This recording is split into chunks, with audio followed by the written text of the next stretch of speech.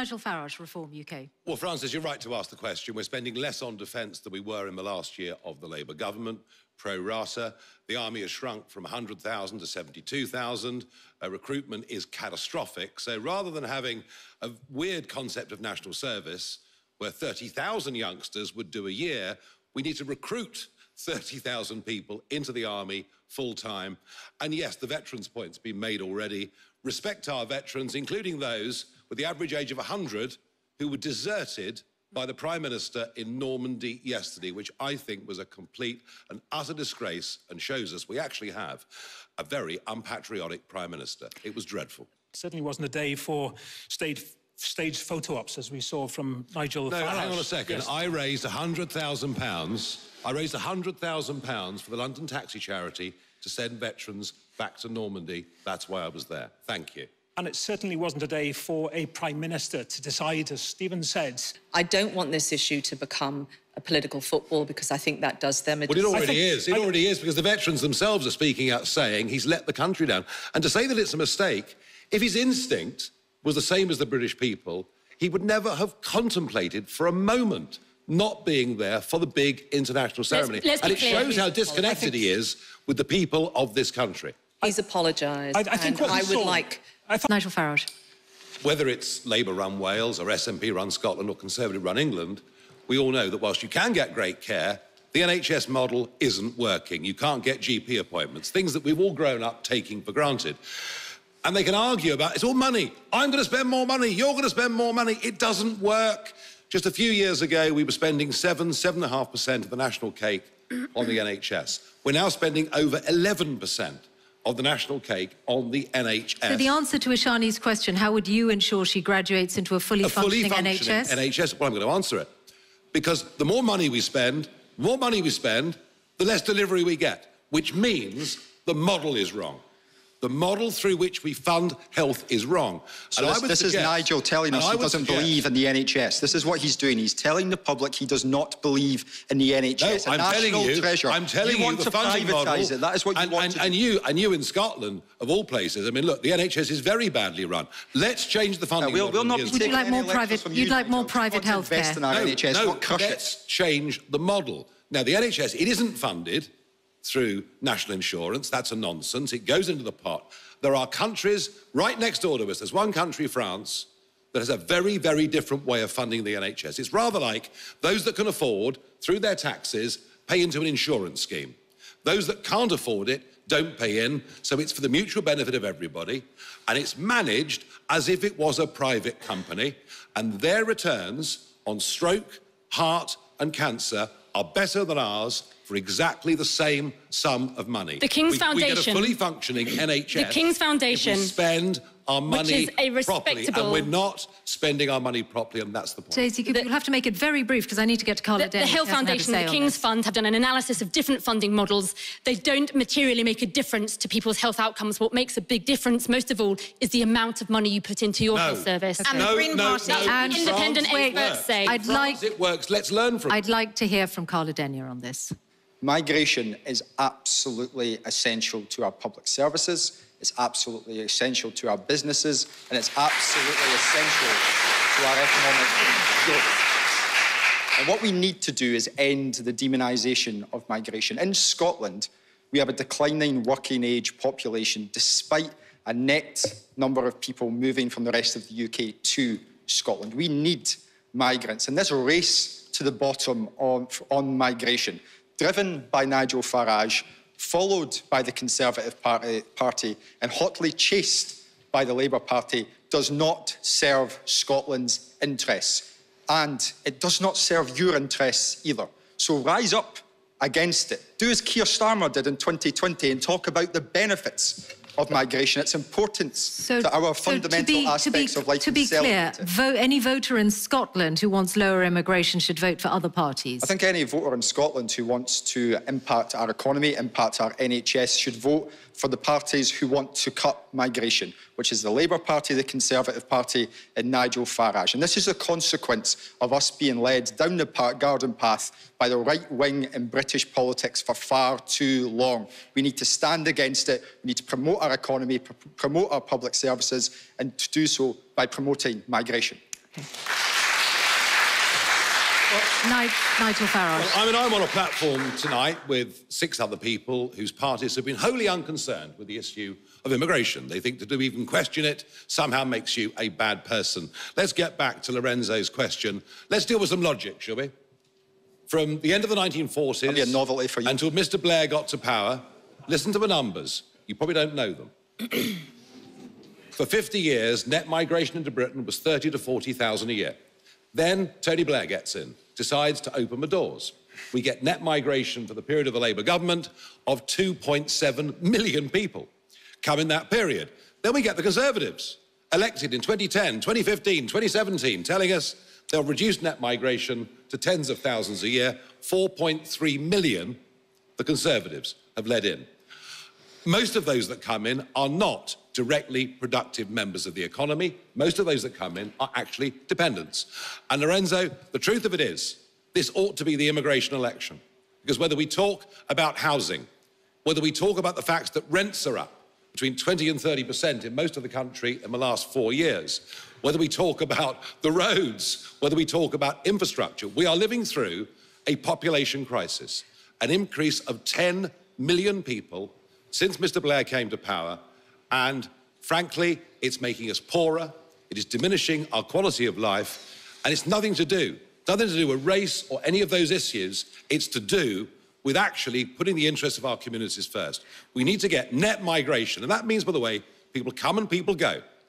We need to get net migration down to an even figure for the next few years, and maybe then we can hope to catch up with housing, with health, and many of those things. Most of those coming to the UK today are on work visas or are international students. About 50% of those that come are dependents.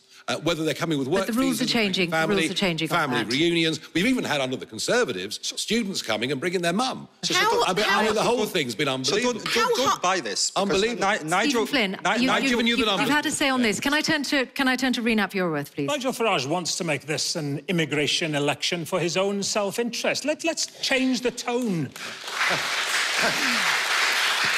Let's change the tone of the debate on immigration. You know, too much of it is framed around, frankly, the bigotry of people like Nigel Farage. Please. Is that the best you can do? Penny Mordaunt can't stand up to Nigel Farage because she wants her party to be like Nigel Farage. They're the opposite. Angela Rayner can't stand up to Nigel Farage because of the shift in her party to the right. Plaid Cymru will stand up to Nigel Farage. Open doors, everyone come. Of course we need rules. Of course we need rules. Benefits for everybody, lovely. The problems that he set out, he said, I think immigration is partly to blame. What are the parties going to do about immigration? So immigration is too high. I have to say, I think a lot of working people like you feel quite resentful. The harder you work, the more taxes you pay, the less disposable income you have, and yet there are increasingly people opting just not to work, and that number has rocketed over the course of the last few years. So I understand how you feel. Your energy bills are too expensive. They have been for the last 20 years. Why? Because we load money, we load tax onto your energy bill to give to wind farm companies. It's kind of the poorer in society giving to the richer in society. Rents, cost of housing, too high. That links back to the previous question. The population explosion has made housing, whether you buy them or rents, too expensive. Reducing net migration to zero would ease that. Getting rid of those subsidies on your energy bills would ease that. But the big one's taxes. You know, even during Tony Blair's time, the top rate of tax was 40p in this country, and it was paid by 1.5 million people. By the end of 2027, 8 million people will be paying 40p tax. So we're dragging more and more people doing middle-income jobs into higher and higher taxation. And that's why life is so tough. And to hear Penny Mordaunt, whose government have put the tax burden up to the highest in this country since 1948, pretending they're a tax-cutting party, frankly, it is dishonesty on a breathtaking scale. Yes, Stephen Flynn. Look, I'm incredibly sorry to hear about the challenges that you've faced. Well, Linda, I have to say, I think this has been one of the worst general election campaigns so far between the two main parties I've ever seen in my lifetime. It isn't just that their leaders are dull, don't clearly, well, very dull in the case of Labour. I mean, sort of Blair without the flair. I mean, the real leader of the Labour Party is here tonight on the stage. At least she's got some personality. We've got Rishi Slippery Sunak. You know, he's fed all the lines to Penny Mordaunt. Don't believe any of it. I think it isn't just our public services that are broken. I think our political model is broken. The arguments that are going on the other side of the room here, when the truth is, they don't really disagree on anything. Fictitious numbers like £2,000, £3,000. And that's why reform have risen so quickly in the polls. There is a sense we need a revolt against this system. We need an electoral system where we get some proportional representation in Parliament. We need to break up the current model. And if we get a new kind of politics in Britain, we might just get some real change. What we're being offered, frankly, are two parties promising the earth, and nothing much will change regardless of who gets in. Although I think the breach of trust on manifestos with the Conservatives means they're probably sunk below the waterline. New politics, fresh start. We want a revolt from the British people. That's what I'm after. Angela Rayner, has Labour gone back on any of its pledges? Well, to be fair, it's always all about Nigel, and we've had this sort of clown personality before with Boris Johnson. What matters to you more, economic growth or successful climate policy? Thank you very much, Lucy, for that question. Nigel Farage. Well, it depends what those climate policies are. And at the moment, we're pursuing completely unrealistic climate policies. I mean, the Labour pledge to decarbonise the grid by 2030 will not happen, just as the Conservative pledge to decarbonise the grid by 2035 will not happen. Not only is it impossible, it's actually unaffordable. So we have to be grown up and sensible. If we get new technologies that give us cheaper energy or better ways of manufacturing things, that's great. But what we're doing in this country is we're sacrificing economic growth. We've been massacring British manufacturing, and we say to ourselves, isn't it marvellous? We've reduced carbon emissions more than any other Western country, but we haven't. All we've done is to export carbon emissions when our steel works go to India, or our car manufacture moves to China, or to Turkey, or wherever it is. And we're living in a complete fool's paradise on all of this. I mentioned earlier to the lady at the back about the cost of living. You know, we've been chucking 20% on people's electricity bills now for 20 years to pay for very inefficient wind energy. So what's really happening with net zero, what's happening with the attempt to deal with climate change, not that we can, because we produce less than 1% of the world's carbon dioxide, and the Chinese are building 80 new coal-fired power stations every year. We should not forget. We're going to need oil and gas for the next 30 years. We will be using oil and gas. Thank you, Nigel Farage. I'm going to turn now to be sensible Carla Denyer about what we do. on Net this zero topic. is a bad policy and it's bad for people. What matters to you, specifically on knife crime, which is up in England and Wales by 8% since 2019? Nigel Farage, how would you protect? Stop and search. We know the areas in which knives are most prevalent. Stop and search. And of course, we don't do it. Oh gosh, if this area has got a high proportion of people from the black and ethnic minority communities, they might call us racist. We've got to stop doing this. We've got to completely forget the colour of people's skins, treat everybody equally, but we must do stop and search. We must do it in a very, very tough way. We have to have proper sentences. And it's but one area, isn't it? I mean, you can go shoplifting now, any of you.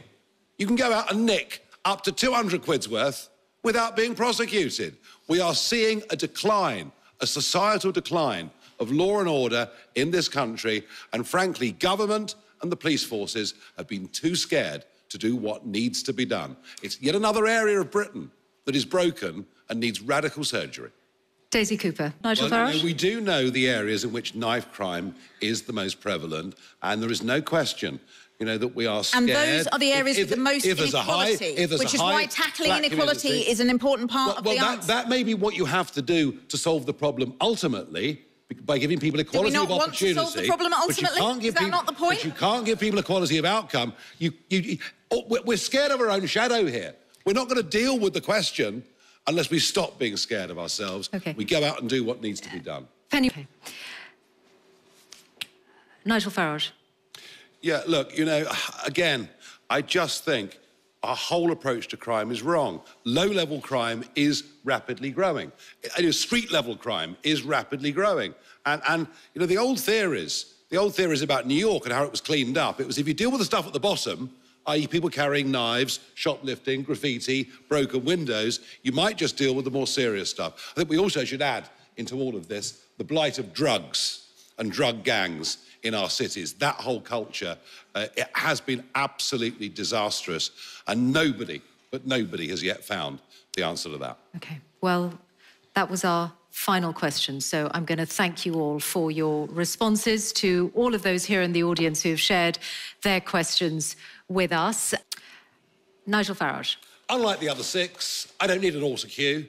I'm here because I believe in what I believe in. Our politics isn't working. You've heard these pathetic arguments tonight between the two big parties. Really, there isn't much difference. But electorally, Labour are going to win.